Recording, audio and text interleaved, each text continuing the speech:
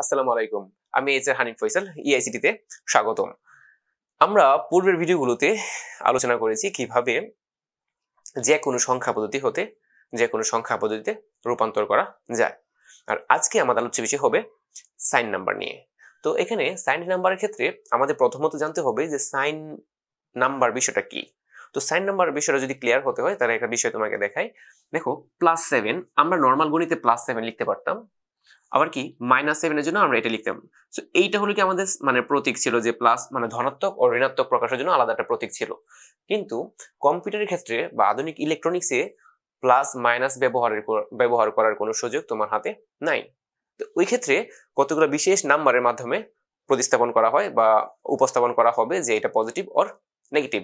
দেখো যেমন আমি যদি এটা বলি, এটা যদি তুমি এটা লিখো 7 এর বাইনের মান, তুমি যদি +7 মানে ক্লিক করো কম্পিউটারে কিবোর্ডে, তাহলে কম্পিউটার কিন্তু এই মানটা নিবে। সে কিন্তু প্লাস মাইনাস এটা নিবে না। হয়তো আমার চোখে দেখা যাবে যে প্লাস নিচ্ছি মাইনাস নিচ্ছি। এগুলো কিভাবে হয় এগুলো আমরা পরবর্তী ভিডিওতে আলোচনা করব।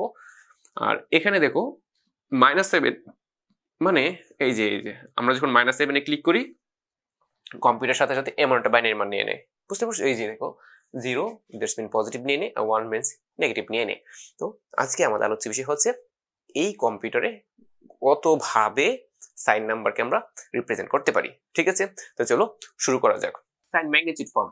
তো সাইন ম্যাগনিটিউড ফর্ম হলো এখানে যে কোনো বাইনারি সংখ্যার ক্ষেত্রে একটা সাইন বিট থাকবে, আলাদা একটা ঘর থাকবে যেখানে 0 বসলে ধরা হয় এটাকে পজিটিভ, আর যদি 1 বসে তাহলে এটাকে ধরা হবে নেগেটিভ। যেমন সাইন ম্যাগনিটিউড ফর্মে দেখো যে কোনো বাইনারি সংখ্যার সর্ববামে একটা ডিজিট থাকবে অতিরিক্ত, যে ডিজিটটা বলে দিবে নাম্বারটা পজিটিভ অর নেগেটিভ।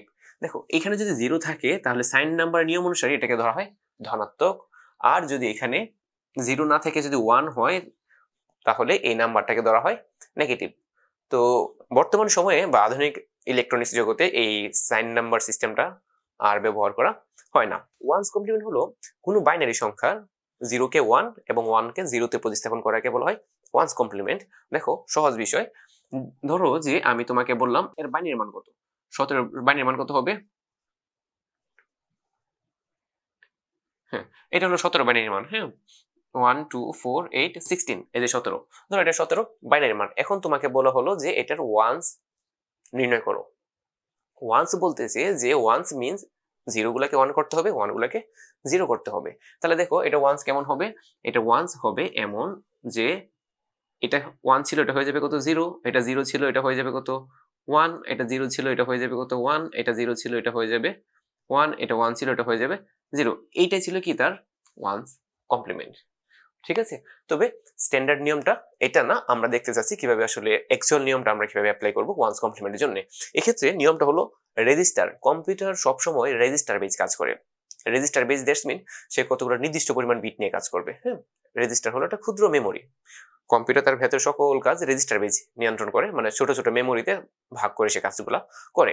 তাহলে দেখো এখানে ছোট ছোট ভাগগুলোর মধ্যে আমি তোমাকে বলতে পারি যে 8 বিট রেজিস্টার, 16 বিট রেজিস্টার। আপাতত এটা মাথায় রাখো, 8 বিট রেজিস্টার মানে কম্পিউটার তুমি যে মানে দেও না কেন সে কি করবে 8টা বিটে ভাগ করে নিয়ে নিবে। তুমি যদি 1ও দেও তাহলে সে কি করবে একটা 1 নিবে, সামনে তার 7টা শূন্য দিয়ে ফিল আপ করে নিবে। ঠিক আছে, আর তুমি যদি 100 লিখো 200 লিখো যা ইচ্ছা তাই লিখো না কেন কি করবে সে 8 বিটে করবে। যদি কখনো এমন মান দাও যে মানটা 8 বিটে সম্ভব হচ্ছে না, মেমোরিতে জায়গা হচ্ছে না, তখন কে সে কি করবে 16 বিট রেজিস্টার মানে কি 8 দুগুণে 16, এই যে 16 বিট রেজিস্টারে চলে যাবে। ক্লিয়ার? যদি এমন মান দিলে যে 16 বিটে হচ্ছে না, বিশাল বড় একটা মান দিলে কয়েক লক্ষ, তখন কি হবে কম্পিউটার 32 বিটে চলে যাবে। বুঝতে পারছো বিষয়টা? তো যাক, আপাতত আমাদের কাজ হলো তোমাদের ইন্টারমিডিয়েটে 8 বিট এবং 16 বিট সর্বোচ্চ প্রশ্ন আসে। তোমাকে ধরো এটাই 17, এটাকে বলছে ওয়ান্স কমপ্লিমেন্ট করো 8 বিটের জন্য। ঠিক আছে, তাহলে বিষয়টা বুঝতে পারবা। এটা কিন্তু একটা পজিটিভ সংখ্যা, তাই না? দেখো তাহলে 1 0 0 0 1, এটা হলো কি তার বাইনারি নাম্বার। এটা কত বিট আছে দেখো, 1টা 2টা 3টা 4টা 5টা, তাহলে আরো লাগবে কয়টা, আরো 3টা। এটা হলো 17 নরমাল বাইনারি মান। ঠিক আছে, এটা পজিটিভ, এই যে দেখো এটা হলো সাইন বিট হিসেবে কাজ করে, পজিটিভ মিন করতেছে। আবার এটা ওয়ান্স যদি করতে বলে, এটার ওয়ান্স কি হবে, এটা ওয়ান্স হবে সব উল্টা দিতে হবে। 0 হয়ে যাবে 1, 0 ছিল 1, 0 ছিল 1, 1 ছিল 0, এটা 1 1 1 0। এইটাই হলো কি তার ওয়ান্স কমপ্লিমেন্ট। ক্লিয়ার? সহজ হিসাব। ওয়ান্স কমপ্লিমেন্ট হলো কি, কোনো বাইনারি সংখ্যার জিরোকে ওয়ানে কনভার্ট করা, ওয়ানগুলোকে জিরোতে কনভার্ট করা। এখন বিষয় হলো যে ওয়ান্স কমপ্লিমেন্ট কি বর্তমানে ব্যবহার করা হচ্ছে কিনা। ওয়ান্স কমপ্লিমেন্ট একটা বড় ধরনের ডিসঅ্যাডভান্টেজ হলো যে যেহেতু জিরোকে ওয়ানে প্রতিস্থাপন অথবা ওয়ানগুলোকে জিরোতে প্রতিস্থাপন, তো এই প্রতিস্থাপন করতে গিয়ে যে সমস্যাটা হচ্ছে তা হলো জিরো যে সংখ্যাটা ছিল না, জিরো, এই জিরো সংখ্যা দুইটা রূপ চলে আসে। একটা হলো বাইনারিতে প্লাস জিরো হয়ে যাচ্ছে, আবার মাইনাস জিরো, এটাও সম্ভব হচ্ছে শুধুমাত্র ওয়ান্স কমপ্লিমেন্টের জন্য, কিন্তু জিরো তো কখনো প্লাস মাইনাস হতে পারে না। এই কন্ট্রাডিকশনের জন্য কি বর্তমানে যে মাইক্রো প্রসেসর গুলো আছে, এই মাইক্রো প্রসেসর গুলোতে ওয়ান্স কমপ্লিমেন্ট ব্যবহার করা হয় না।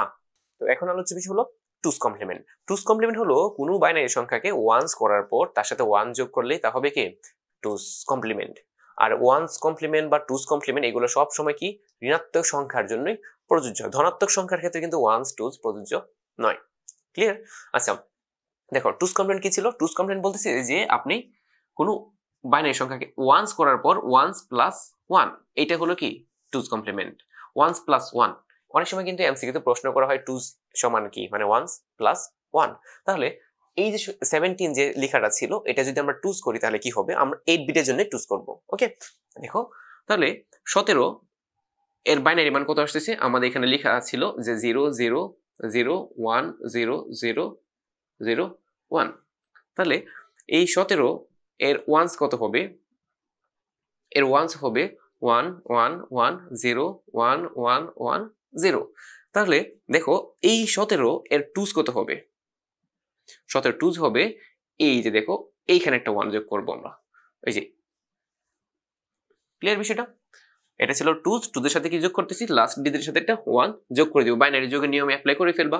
0 1 এ যোগ করলে তো 1 1 1 1 0 1 1 1, তাই না?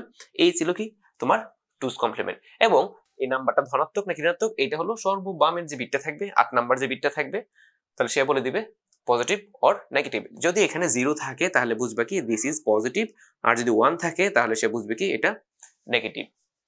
ঠিক আছে, এই নাম্বারটা পজিটিভ কিবা নেগেটিভ এটা কি এই সিম্বলটা বলে দিবে। 8 বিট রেজিস্টারের জন্য এদিক থেকে 8 নাম্বার বিটটা, আর যদি 16 বিটে করো তাহলে 16 নাম্বার বিটটা। ঠিক আছে, ক্লিয়ার? আধুনিক জগতে টুস কমপ্লিমেন্টকে ব্যবহার করা হচ্ছে। কেন টুস কমপ্লিমেন্টকে ব্যবহার করা হচ্ছে, এটা কিন্তু খুব গুরুত্বপূর্ণ একটা প্রশ্ন। 2 নাম্বার জন্য প্রায় পরীক্ষায় প্রশ্ন করা হয় যে টুস কমপ্লিমেন্টের বা 2 এর পরিপূরকের গুরুত্ব লিখো বা প্রয়োজনীয়তা লিখো। 2 এর পরিপূরকের সবচেয়ে বড় অ্যাডভান্টেজ হলো যে ওয়ান্স কমপ্লিমেন্টে কি ছিল, প্লাস 0 মাইনাস 0 দুইটাই হতে পারে, কিন্তু টুস কমপ্লিমেন্ট কি প্লাস 0 মাইনাস 0 দুইটা হওয়া সম্ভব না, শুধুমাত্র প্লাস 0 0 0 আসবে। ঠিক আছে, এটা মাইনাস 0 অস্তিত্ব সম্ভব নয়, এটা হলো সবচেয়ে বড় অ্যাডভান্টেজ। সেকেন্ড স্টেপ হলো দেখো টুস কমপ্লিমেন্ট, তুমি একটা সরল বর্তনী, বাজারে যে নরমাল বর্তনীগুলো পাওয়া যায় এই সরল বর্তনী দিয়ে তুমি টুস কমপ্লিমেন্টের সার্কিট ডিজাইন করে ফেলতে পারবা।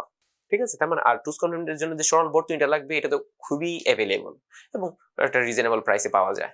এই জন্য টুস কমপ্লিমেন্ট বর্তমানে সবচেয়ে বেশি ব্যবহার করা হয়।